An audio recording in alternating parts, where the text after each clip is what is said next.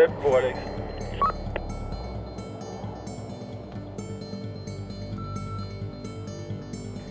Merci, écoute. Les Chavannes, s'il y a quelque chose, tu nous appelles direct. Ok, pas de soucis. Les gens ne se rendent pas forcément compte de tout le travail qui est effectué sur le domaine skiable. Et c'est vrai qu'ils arrivent en vacances et ils pensent que voilà, la neige est tombée comme ça à plat, que tout est facile. En fait, il y a un énorme travail qui est fait chaque jour et ça pendant 16 semaines durant l'hiver. Tu prends lame 12 contre en bas. Ok, ça marche. Oui, Hervé, je me trouve à l'entrée du parc, côté Lièvre, sur la Rousse, à la balise 22. J'ai une collision entre deux tueurs anglais. Jean-Paul pour Séverine APH, on est sur vous dans les pieds.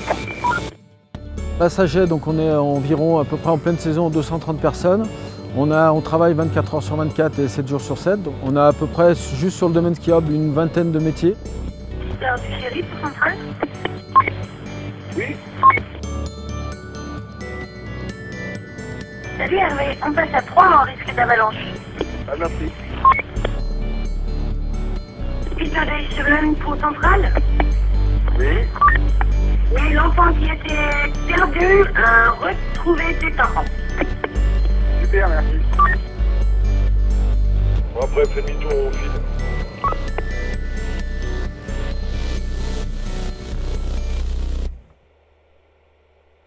Salut, bonne journée.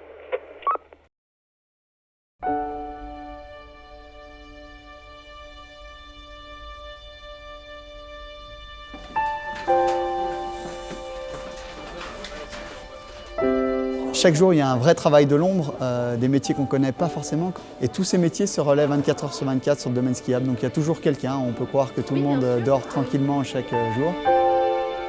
Mais en fait, les métiers se relaient. Le dameur passe le relais au nivoculteur, puis au pisteur le matin. Et voilà, ça continue tout au long de la journée.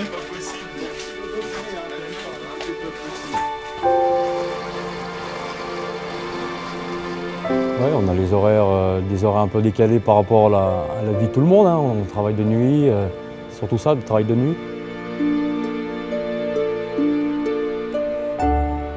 Les horaires sont de 17h à 1h du matin. Et le matin, quand il neige, on est de 4h du matin à 10h. On a 9 machines sur les Chavannes et 4 machines sur le Mont-Chéry. Chaque machine a son secteur. C'est-à-dire, il a un certain nombre de pistes qui va avec une remontée mécanique. Là, tu as le télésiège, là. Tac, tac, tac. Là, tu es obligé de te prendre ici pour faire là. Ouais, non, mais pour faire Et puis ici pour faire ici, et puis pour faire le P20. Allez, c'est bon, on a fini, là, on est sur le chemin des vents. Là.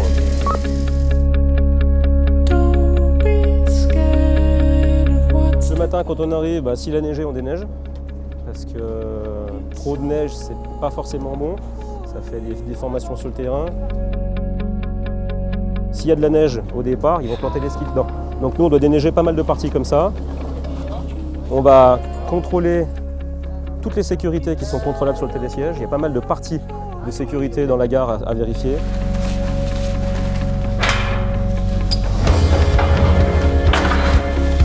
Notamment sur le passage des sièges dans la gare, les boutons d'arrêt. On va vérifier aussi certains appareils qui contrôlent le serrage des pinces. Et puis aussi, on va contrôler la ligne, donc les pylônes, que le câble passe bien dans tous les galets comme il faut. Il y a pas mal de points vitaux à vérifier le matin. On n'ouvre pas un télésiège au public tant que les pisteurs n'ont pas sécurisé les pistes. C'est-à-dire qu'on communique régulièrement, quand ils passent, on les fait monter en premier, une fois que le télésiège est prêt. Notre sourire du matin, Nadia. Bonjour. Ça va.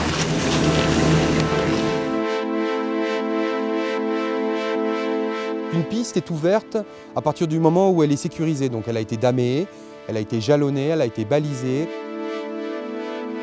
Et c'est le pisteur qui s'assure de son ouverture. Il passe en premier avant tout le monde pour voir que tout le matériel est bien en place, qu'il n'y a pas de danger apparent.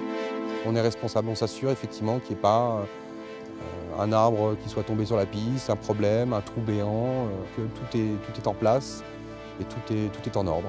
Salut, les pistes de ski de fond des Chavannes sont ouvertes, damées et tracées. D'accord. Le snowpark est ouvert, bonne journée. Merci. Une fois que toutes ces vérifications-là sont faites, on peut ouvrir au public.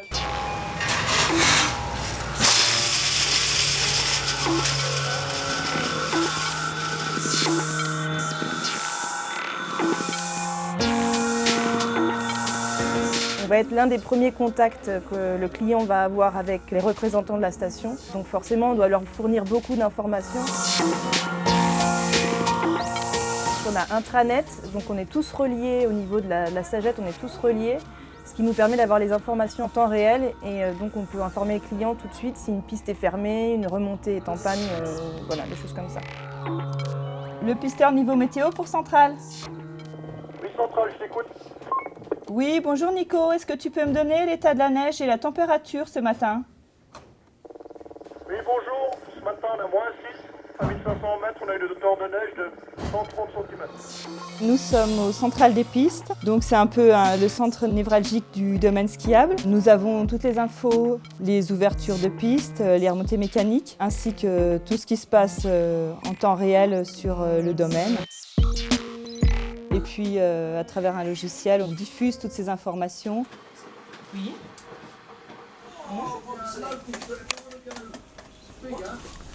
Bonjour. Ce serait pour un forfait journée, s'il vous plaît, madame. Oui. Sur les Gémorzines? S'il vous plaît, oui.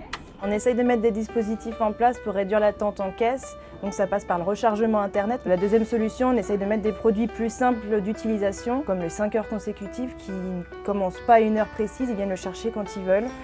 Du coup, il n'y a pas d'attente à midi, comme il pouvait y avoir autrefois avec le forfait après-midi. Et voilà, je vous remercie. Merci beaucoup. Bonne journée, au revoir. Après, les gens, quand ils arrivent ici, ils ont fait beaucoup de routes. Donc ils sont un petit peu stressés parce qu'il y a beaucoup de choses à faire. Et on est là aussi justement pour les détendre et leur expliquer les choses, qu'ils puissent un petit peu mieux apprécier. Donc on peut être amené à les aider ou à arrêter l'appareil en cas d'urgence. Si jamais il y a un problème, le but c'est de sécuriser les gens. Tu vois ce que j'ai dit tout à l'heure? Voilà, ça provoque un arrêt. Quoi qu'il arrive, à chaque fois qu'il y a un arrêt, on contrôle nos écrans pour savoir quel type d'arrêt on a. Grâce à ça, tu vas pouvoir gérer et redémarrer ton télésiège. La plupart des arrêts sont vraiment dus à ce qui se passe dans cette zone-là. Vraiment, les gens qui tombent, les gens qui n'avancent pas, qui perdent leur bâton, qui perdent leur sac.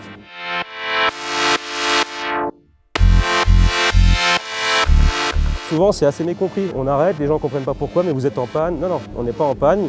Il y a quelqu'un qui est tombé à l'arrivée ou quelqu'un qui est tombé au départ. Donc là, on arrête et ça permet justement de sécuriser tout ça. Donc on fait de l'accueil, du contrôle, de la surveillance et essentiellement de la sécurité. On est surtout là pour la sécurité. On fait tout pour que les gens se sentent bien, qu'ils embarquent bien, qu'il n'y ait pas d'arrêt, qu'il n'y ait pas de temps mort. Si eux ont passé une bonne journée, nous on a un bon retour et ça se passe pas mal. Et puis quand un appareil marche bien aussi, donc ça c'est grâce aux mécaniciens, nous on n'a pas d'ennui sur le télésiège. Nous, notre principal objectif, c'est d'assurer le bon fonctionnement des appareils et la sécurité du client. On a une partie de l'entretien qui est réglementaire, qui nous est imposée par la loi, puisqu'on dépend directement du ministère des Transports et on fait de la maintenance par rapport aux pannes qu'on a connues précédemment. Chaque année, on modifie nos programmes de maintenance. L'ensemble du service est permanent. On est 4 électriciens et 2 informaticiens. Et en intersaison, justement, on profite de l'arrêt des installations pour pouvoir faire de la maintenance qui est plus lourde. Tout au cours de l'hiver, les pannes que l'on rencontre le plus souvent sont les pannes liées à ce qu'on appelle la ligne de sécurité, qui est en fait l'ensemble des sécurités qu'on trouve sur les pylônes. 90% du temps, ce sont des déclenchements intempestifs liés à des raisons météorologiques, à de la glace, à différents objets qui peuvent déclencher ou abîmer les sécurités. Donc quand je dis d'abîmer, c'est un fonctionnement normal puisque les sécurités qu'on évoque sont prévues pour casser lorsqu'il y a une défaillance. Les autres pannes qui nous occupent sont plutôt des erreurs d'utilisation liées à la clientèle. Notre principale attente après le bon fonctionnement des installations, c'est avant tout la sécurité. On transporte de mémoire à peu près le même nombre de personnes que l'aéroport de Genève, sauf qu'on le fait sur une période de 4 mois alors qu'eux le font sur l'année. Et au nombre d'accidents, aujourd'hui, le transport par câble est l'un des moyens de transport le plus sûr.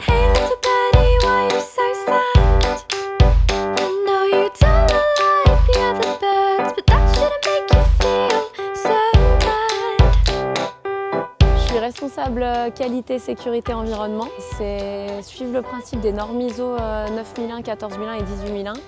Et le gros principe de ces normes, en fait, c'est l'amélioration continue. Donc ça va concerner l'amélioration continue en termes de qualité auprès des clients, d'environnement, réduire notre impact environnemental et la sécurité des employés.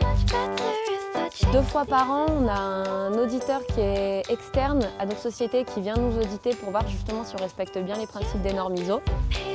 Donc au niveau des employés, il faut savoir que vu qu'on travaille dans un environnement de montagne, ils sont quand même très sensibles à l'environnement et ça leur pose pas du tout de problème de sensibiliser la clientèle, de leur rappeler que par exemple, il ne faut pas jeter un mégot par terre et d'ailleurs rappeler qu'on distribue gratuitement des cendriers de poche. Ils sont très sensibles à ça, il n'y a aucun problème. Ah ben on a un beau bureau, hein. On a un superbe bureau. À la SAGED, donc on a 2 certifications, une certification qualité et une certification environnement. Ces certifications nous obligent à avoir des objectifs qualité. Le premier, c'est la satisfaction de la clientèle, donc ça c'est un objectif important. Le deuxième, c'est la fidélisation de notre personnel. Et enfin, la troisième, c'est la maîtrise de notre gestion financière. Oui, je t'écoute, Roland. Oui, je suis en présence de 45 ans, qui présente un traumatisme au niveau du genou droit. Est-ce que tu pourrais m'envoyer une ambulance au poste de secours des Chavannes pour le centre médical des Gestes, s'il te plaît? Ok, reçu. Ouais, il est toujours en panne. Nous gérons la coordination des secours sur piste. Donc dès que nous avons une alerte, nous prévenons le pisteur. Et puis le pisteur prend en charge cette personne et nous demande une ambulance ou un hélicoptère selon la gravité de la blessure. Ambulance arrive de suite. Ok. C'est vraiment un centre coordinatif entre les ambulanciers, les hélicoptères, les médecins et puis les pisteurs. On a effectivement des formations de secouristes qui nous permettent de faire effectivement les premiers secours avant l'arrivée éventuelle d'un médecin. Centrale pour Yannick. Je passe un bilan sur le deuxième blessé, donc c'est un homme de 42 ans, il est orienté dans le temps et l'espace. Il est agité, il présente des pâleurs.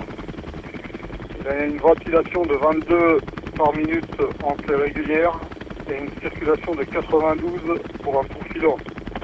Ok, je te remercie, bonne journée.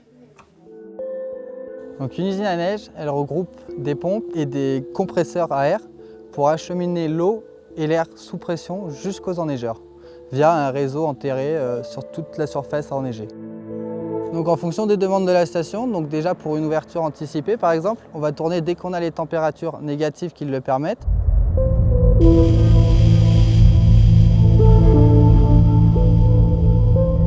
C'est notre supérieur en relation avec les dameurs pour dire les zones à enneiger. Donc au tout début, on privilégie essentiellement toutes les pistes qui garantissent un retour à la station. Et ensuite, en fonction, c'est plus des parties qui sont confort pour les skieurs qui là permettent d'avoir une qualité de neige suffisante pour qu'ils puissent s'amuser. Bon Florent, on attaque déjà par le treuil. Tu vas aller renfort comme la dernière fois. Par contre, il y a la bosse, la course en haut, il faut l'agrandir. Tête d'écré à dégager le portillon à l'arrivée. Damien. On fait un briefing tous les soirs, savoir les travaux à faire en plus. Du damage courant, tous les travaux spécifiques, renneigement, un trou qui s'est ouvert, il fallait le reboucher, ainsi de suite. Et par rapport au numéro de balise, ils nous disent vraiment à quel endroit il faut aller travailler.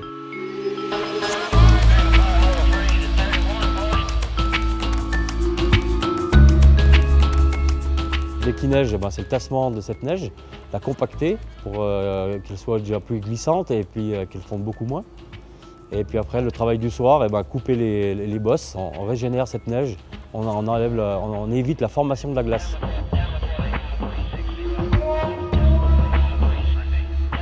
On a vraiment voulu faire prendre conscience aux gens de tout le travail qui est fait, qui est effectué pour la préparation d'un domaine skiable. Ça semble comme ça facile et on a juste à appuyer sur le bouton pour ouvrir la montée mécanique, mais derrière il y a un vrai travail de préparation. Il y a des centaines de personnes qui travaillent juste pour le domaine skiable et à l'aide de ce film vous allez vous rendre un peu mieux compte de ce qui se passe dans les coulisses du domaine skiable.